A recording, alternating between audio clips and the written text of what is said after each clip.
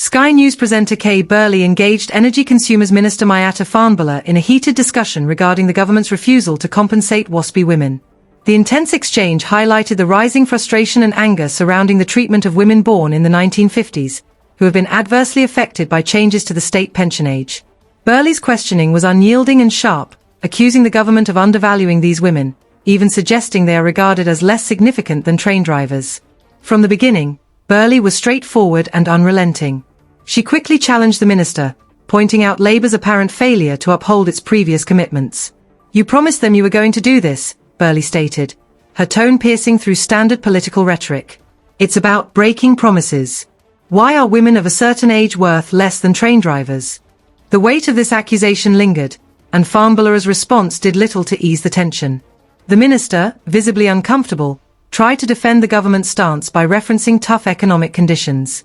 "People are going to be angry about this," she acknowledged. However, Burley immediately corrected her. Furious, not angry.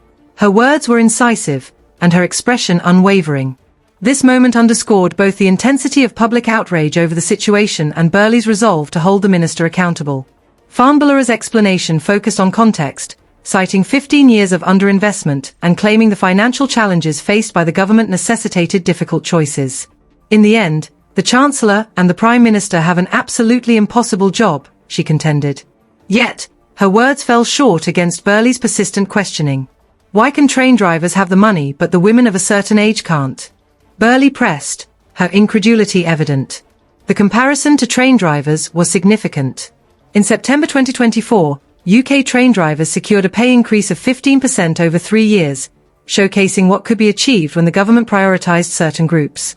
Burley's question struck at the heart of perceived inconsistencies in public spending priorities. "Your boss posed with these women, the Chancellor posed with these women," she reminded the minister. "Her mother is a WASPI woman." Farnborough's response was predictable yet unconvincing. "There are 101 things I would love for us to do as a government, and I'd love us to do it today," she said. In the end, the reality of governing is it's hard. But Burley continued to challenge her. Why are women of a certain age not seen as a public spending priority? The repeated inquiries left the minister flustered, her responses increasingly vague and defensive. The exchange peaked when Farnborough asserted, "They are." Burley retorted, "Clearly they're not," her tone as sharp as ever. It was a decisive moment that made her stance on the issue unmistakable. Although the confrontation concluded, the tension remained, serving as a reminder of the unresolved anger and sense of betrayal felt by many WASPI women. This clash occurs amid heightened scrutiny of the government's treatment of pensioners. Just months ago, Shadow Chancellor Rachel Reeves cut winter fuel payments for up to 10 million pensioners, sparking widespread outrage. This decision was perceived as yet another blow to a group already struggling with rising living costs and reduced support. Against this backdrop, the refusal to compensate WASPI women feels like a final insult to many. Burley's insistence on holding Farnborough accountable resonated with viewers who are weary of politicians evading responsibility. The campaign for WASPI women has been a long and arduous struggle, marked by delays, unfulfilled promises, and growing frustration. For these women, changes to the state pension have resulted in severe financial hardship and disrupted retirement plans that took years to establish. The comparison to train drivers was not merely rhetorical. It served as a pointed critique of the government's skewed priorities. The fact that resources could be allocated to satisfy one group while another was neglected speaks volumes about who is prioritized by those in power. Burley's questioning pierced through the excuses and highlighted the fundamental inequality at the core of the issue. For Farnborough, the encounter was undoubtedly challenging. Her attempts to deflect and provide context for the government's decisions fell flat, overshadowed by Burley's incisive questioning.